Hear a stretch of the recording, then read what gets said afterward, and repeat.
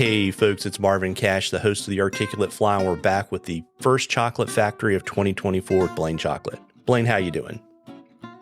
Good, man. How are you doing? As always, just trying to stay out of trouble, and big news at the end of 2023, and 2024 is going to be a big year for the Chocklett Factory. It absolutely is, man. It's the dream come true. Super excited about this. It's really 30 plus years in the making. We, as everybody knows now, finally launched the Chocklett Factory. I had an opportunity to be in full control over my brand and my flies, and work directly with my tires, and it's something I've always wanted, and it's it's a big part of my life is always seeing fish and how they react positively and negatively, what you throw at them, and understanding fish behavior. I get to be able to design flies for all these years, 30 plus years. My dream was, even though I've had flies out on the market with different companies, my dream was always for people that purchase my flies, for them to see what I get to see and actually get to fish my flies. And that's finally going to happen. Couldn't be more excited about it. Yeah, it's pretty cool. I mean, I know how important it's been for you. I mean, because you spend hundreds of days a year on the water, and your flies are involved to tie, to be able to bring that to, I hate to say the average fly fishing angler, but basically the consumer is a really big deal. It's a huge deal, man. And that's kind of going back to a little bit of what I was talking about here. Is it's people really don't understand what goes into really understanding behavior, because I, being a guide for 30 plus years and traveling and seeing all types of different fish and fisheries, that's invaluable. You can't reproduce that without blood, sweat, and tears, and being on the water and taking your beatings and whatnot. And that's how I've been able to design these flies all these years, by being on the water, sweating, freezing to death, getting soaked by cold rain, or being out in the snow. Or ice, actually. Been in a lot of ice storms while I've been fishing as well. And there's been days where I'm, bailing the boat, a drift boat or whatever, and trying to keep that thing from sinking.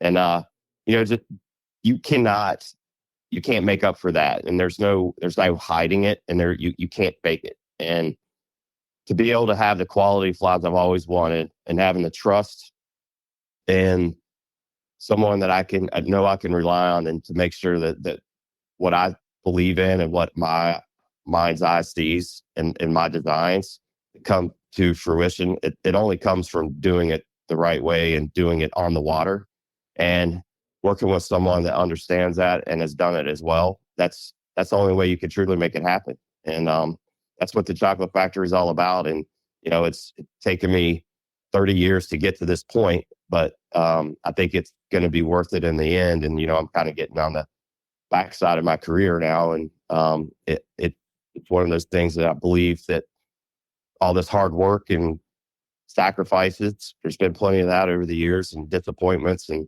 whatnot, but to be able to finally have this happen, and that's why you're seeing what you see in the next months and years leading into this, or moving forward. You're going to see that the care and the attention to detail, because I believe when you have that opportunity to put a fly in front of a fish of a lifetime, you want to make sure that everything has already been taken care of. And that was my job by being on the water all these years, and being able to relay that to my tires, and having meetings sometimes twice a day, and just making sure that we go back and forth with my designs and my samples that I receive, and tweak this isn't right. And then it goes back to choosing the materials, the hooks that we're using. I'm partnering with Arex, which is a huge deal to me too. And, just making sure we have the best quality hooks that we can use. And obviously the materials too. And as we all know from the past couple of years, it's been not an easy thing to get the right materials, and, production, and everything has been kind of up in the air. And for us to be able to pull this off, I could not be more excited, man. I really can. And I'm sure we'll be talking about this as we move forward with some of these podcasts. But I just wanted everybody to know what really goes into this Chocklett Factory and why it's so important to me and what you're going to see moving forward, what you've seen in the first launches of this. These flies are going to be better than I can make them. If not as good, they're going to be better. And the first flies that hit the market so far are the jerk changers, and they are. I mean, when you see them and you feel them and you fish them, you're going to know that why I've been talking about it like this and why I've originally called these flies game changers. And it's interesting too, because I kind of, as we're talking, you and I have talked multiple times, and I've had this conversation with other people too, that, you don't have to be on the water to be a good fly tyer, but you have to be on the water to be a good fly designer, because the whole purpose of that is solving fishing problems. 100%. There's a lot of excellent custom tires out there that's doing my flies, and they're doing a great job at it. And not taking anything away from them. They've been doing it for years, and that's kind of the way I wanted this to be. But these be directly me in my flies and my dream. And it does take that. It takes that knowledge, and it takes someone that put it, like I said earlier, blood, sweat, and tears. And I designed them, so nobody knows to fly better than me, right? So for me to be able to directly put the input into them towards, and that goes with the brushes, all the products that are going to be relaunched too. But for me to be able to do that with my team and directly communicate that with them and go through several tweaks, then we got to change this. This isn't quite right. This is too long. It's too dense. It's not dense enough. I mean, all these little things, all that goes into that knowledge, right? Like what you just said, ask. And you have to be able to do it, to be a designer. For me, it was always on Bob Popovic's. I've told this many times in a lot of conversations. Bob said a great fly always comes from problem solving, and it's true.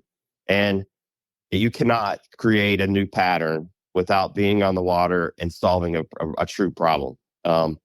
And all these flies that I've created all these years, and I've created a lot of bad ones. I mean, I've been on the vise many days and many nights, trying to figure out how I can make this fly swim a certain way. What is that thing that made these fish not trigger on the fly?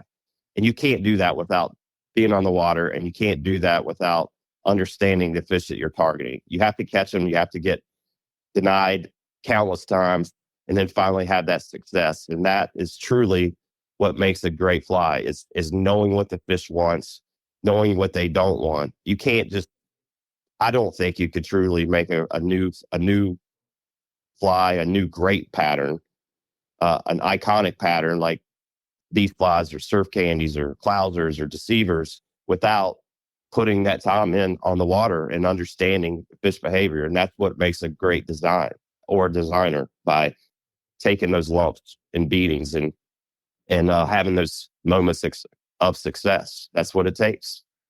Yeah. And, kind of the corollary of all of that is, since you're not making Big Macs, you've got a very deliberate rollout on the flies, and it's really kind of like you're making fine wine, right? So, your initial launch, you have, I don't know, is it 4 retail outlets in addition to yourself? Yeah, I have four initially, just because, we have a small team that we have to build, and it's going to take a long time to train new tires, right? And I want to start slow, and I want to have a core group of dealers that I've been working with for years, and I've known and that are friends within the industry, like Bad River Outfitters, Schultz Outfitters, the Fish Hawk in Atlanta, TCO Fly Shop up in Pennsylvania. We're working with Feathercraft, and we're working with Saltwater Edge right now, and talking to a couple other dealers to bring them in slowly, and them understanding that we're all in it together. We're a team, a family, and that's truck and family has always been a huge part of my life. And, that is who I am, and those that know me know that. And I think for me, it was very important to have a small knit community that was all in on what I've been trying to do all these years. And these I consider these shops or retailers family to me. And like I said, trust is a big deal, and I trust them. They trust me, and we're in it together because we understand what we're trying to do, and we understand what we're going to move forward doing. We want to change the game, not to be funny about it, but it's true. That's what I want to do. I want to moving forward in my life, moving away from guiding. I want to do more in conservation. I want to do more in design and leave a mark in that way, and make the fishing and fly fishing industry better than what it was for me, and do my part on that. And I think that's important moving forward with these dealers too, and bringing some in as we grow, and not over promising and under delivering. And I'm not going to compromise the quality of these flies, because they're custom. It's not mass. Even though we're going to have higher volumes of flies being released, a lot more than I said, a lot of these great custom tires could do. They're one person, right? But we're going to have 20 of me doing these daily, right? And then, but as you know, any tire knows it's tied these flies. It takes a long time to get good at them. So the attention to detail is going to matter. And even the packaging, I want to make sure that the flies, when they leave my team, that they show up to me just like they left them, and then hit the retailers and the consumers just like they left the vise. And the only way you could do that is have the packaging that these flies are coming in. And we're being very conscious about the environment. And, I want to make a difference in that too. I mean, I can't tell you how bad I feel when I get all these tie-in materials and whatnot, and it's all plastic, and working with Yeti and Patagonia and Costa, and that's what we're doing on a daily basis, is trying to make the world a better place as we obviously sell products and whatnot. It's important to me to make sure I'm doing it in a sustainable way and a thoughtful way. And I feel like we're going to try to be leaders in the industry. And this is one way of doing that. Not only delivering the best flies in the world, but they also delivering them in a way that it doesn't hurt the environment, and it's sustainable and recyclable. Yeah, it's super cool. And I know, your first launch, were the jerk changers. Are you able to kind of share with us kind of what folks should expect to see coming out next from the Chocklett Factory? Absolutely. Yeah. We have my larger flies, which I've always called the hybrids, because just the materials that go into the big hybrids, from 6 to basically close to 12-inch flies and everything in between. The bigger baits, the big predatory fish that feed on them. I call them hybrids and we're going to come out with the brushes that go with all these patterns of mine that I've created over the years. And we've searched different areas within the marketplace to find these materials to make the casting and make the flies look more realistic. So the hybrids are a combination of materials that allows us to have that larger profile, the swimmability that we want, but also make it castable. And that's what the hybrid's all about: realism, swimmability, and castability. And to me, that's kind of been like you said earlier, it was a problem I was trying to solve years ago. And the hybrids, I think, are the best flies that I could produce to have all those triggering and attracting qualities that these big predatory fish want. And so that's one of the next flies that will be hitting the market. And then obviously, to me, the most important fly would be the Finesse flies. And the Finesse flies are just a way of me describing them, that clear water, super spooky fish, the most discriminating of fish. I'd call them Finesse because of that, because these are ultra realistic. They look, act, and swim like the real thing. And that's what a game changer should be. It's a swim bait style fly, and it does all those things that you want. But a lot of fish in super clear water, or fishers fished over quite a bit, you got to have the exact bait that they want to feed. It's just like learning trout fishing in the beginning. match the hat. And this is a match the hatch type of fly. And you're gonna see flies that look exactly like a shad, exactly like this and that. And another thing that I'm gonna be doing with this company is I'm gonna be able to do custom flies for certain fishing situations.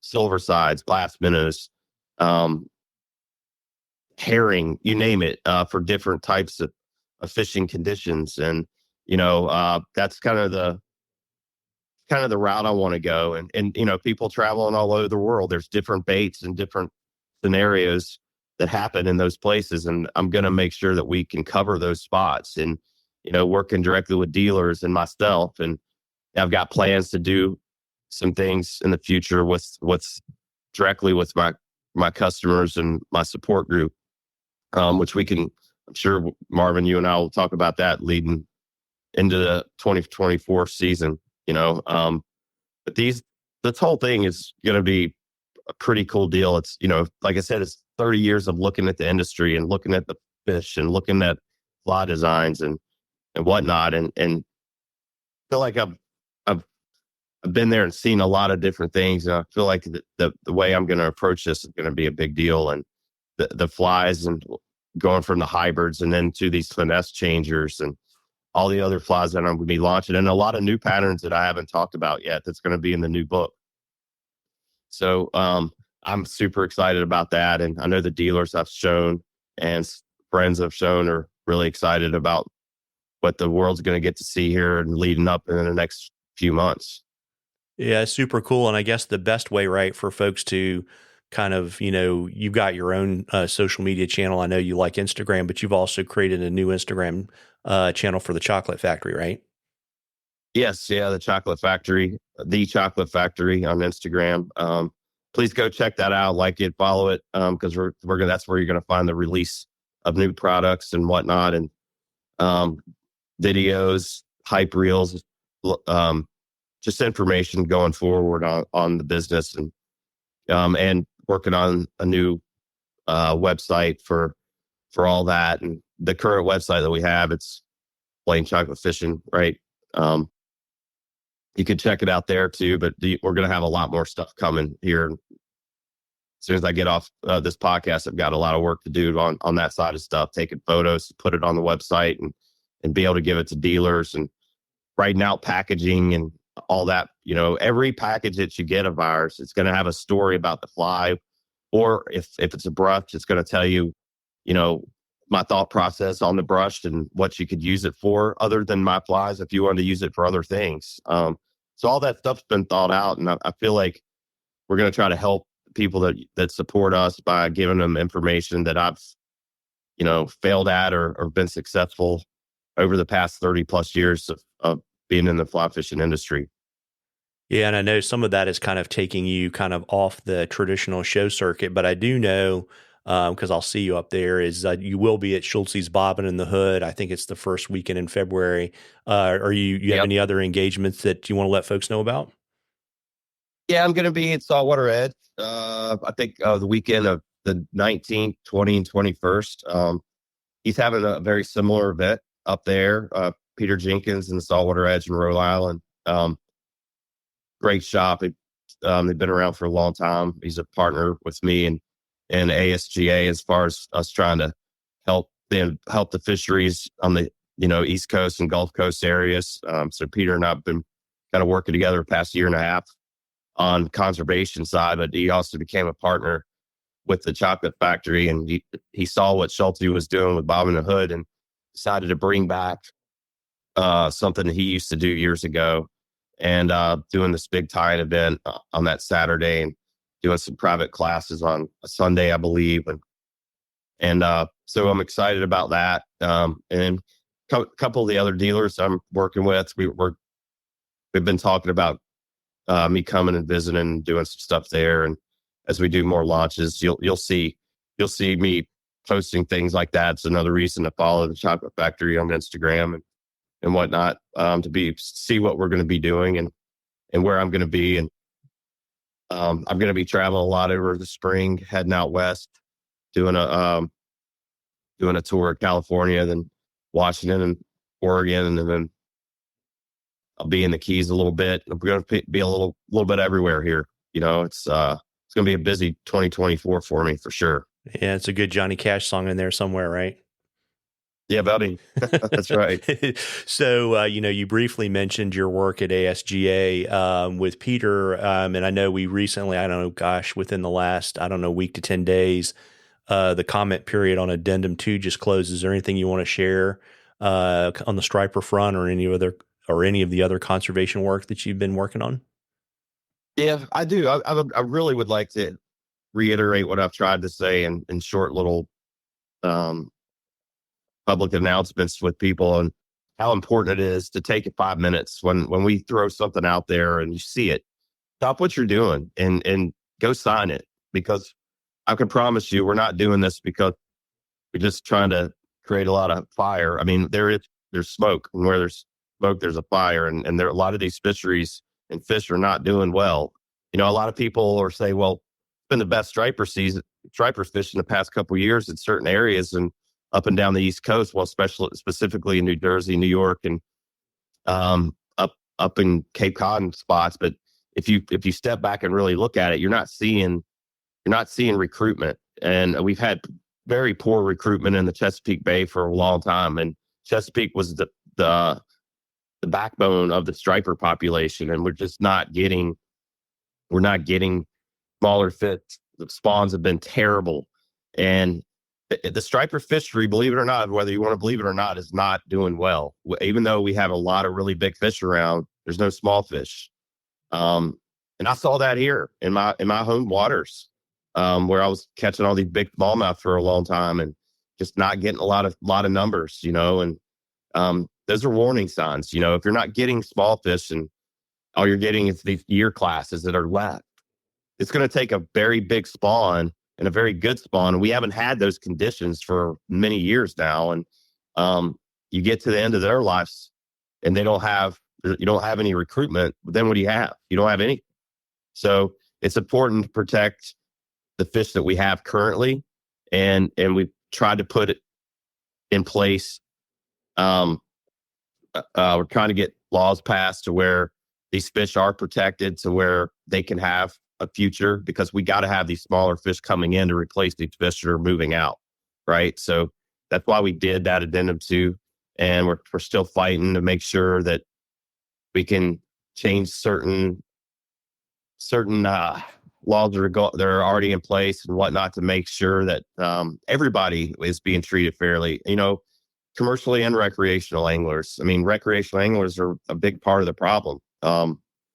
So people a lot of times think that ASGA's not doing, they're kind of like looking at commercial side of things, and it's not us. And we're actually trying to police what us as recreational anglers are doing, because we're the bigger problem in this. And a lot of times, and you'll see these dock shots, whether it be for stripers or down specifically in Louisiana, which I went down with ASGA to speak in front of their house committee on the redfish down there. And it's just ridiculous to think that you could keep killing all these big numbers of fish and then a brood fish too, and think that it's going to stay sustainable.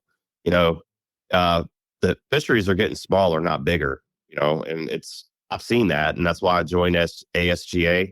And it's important to me to not only I've made money, and I've made money off of fish for 30 plus years. It's important, very, very important to me, that I can at least leave the fisheries as good as they were when I was starting out. I would like to see them better, but I definitely don't want to see them worse. And because I've got a young son that loves fishing, and I want to make sure he gets to see things that I've gotten to see in my career, and not just me telling him stories about, well, you should have seen this and that, and that's important. And, that's part of that Addendum 2. And, moving forward, we're going to be moving into Florida, doing stuff with Snook, with ASGA, and continuing to fight the good fight in Louisiana. We were a little disappointed in the original decision that they made, but we continue to fight, and we're getting some headway on some changes there still. So it's Tony, who's the director there and kind of my coach, and kind of tells us where to be and gives us the pep talks. I mean, he tells me all the time, it's not about victories. It's just about getting a first down. And that's kind of what unfortunately, that's what conservation is all about. It's just trying to get a first down and eventually getting a touchdown. And hopefully we win in the end, but it's just all about getting the next, it's a three yards in a cloud of dust. You know what I mean? So it's kind of what we're doing. It's been an eye opener and very disappointing, to be honest, to see how common sense, as Lefty always said, isn't so common. It really just blows my mind that the science is out there, and that's what ASGA is all about, is providing science for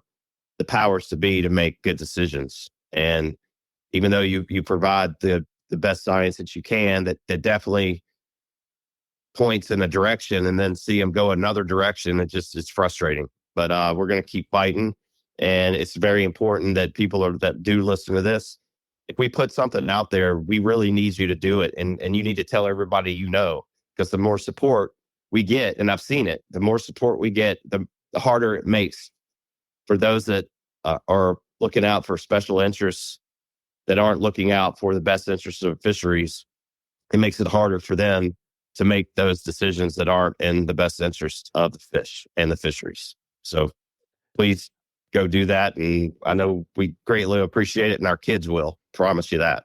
Yeah, and I think it's an important thing too, and you kind of touched on it, is, the people that are doing this every day, there are not a lot of them, and they don't have all the financial resources they need. And so, it's really important when you see those call to actions. And, I know ASGA, just like TU and other groups, they make it pretty easy for you to basically, add your name to the call. There's almost always a post, but, spend that little bit of time, right? Because you're helping, people that, to your point, like, you go to work every day and you don't generally get a touchdown. And, Yep. It's, winning a football game, the old school NFC East way, 3 yards in a cloud of dust is a long haul, right? It is. And I'm in it for the long haul, and everybody that's part of the ASGA crew is, and working countless hours. I mean, I know Tony works 16, 18 hours, almost 18 hours every day, man. And I don't know how he does it, but I know he needs all the help he can get. And I know we do too, as anglers. And it really, I mean, they make it, Cody, who puts all this stuff, helps put all this stuff together on social media. It literally, we make it as easy as possible. Click the link, click this, click that, and you're done. It takes less than 5 minutes, and it could change fisheries forever. Yeah, absolutely. And, as we kind of wind down, first of all, I want to congratulate you and tell you how happy I am for you, because I know how important this has been to you. I appreciate it, dude. It has. It's been a long road, and, I've had your support and being able to talk to you for hours at a time, kind of kicking ideas, and you giving me good suggestions, man. I greatly appreciate your friendship and support, man, for sure. Yeah, I appreciate it. Yeah, it's been one of the great things is to, doing the articulate fly and being around the industry, is to become friends with you and other folks. And I think it's great. And, 2024 is going to be a great year. And I want to wish everybody a happy new year. Happy New Year, Blane. Thanks, you too, man. Hey, everybody, go listen to Marvin. He's trying to do something special in the industry. If you haven't checked it out, just pay attention to what he puts out there, because he's helped me a lot. So I know he can help all those people that are in the industry, help me like, he help you like he's helped me. So go listen to what he's got to say. He's smart. He's much smarter than I am. Oh, that's not true. We just have different talents. That's all. Yeah. It's all, well, I super appreciate that. And everybody, look forward to, touching base with you guys on the show circuit. Blane, I know we'll be talking before then, but I'm looking forward to hanging out with you in Michigan in February with Schulte. Yeah, man. Me too. And happy 2024 to you and everybody else. Tight lines, everybody.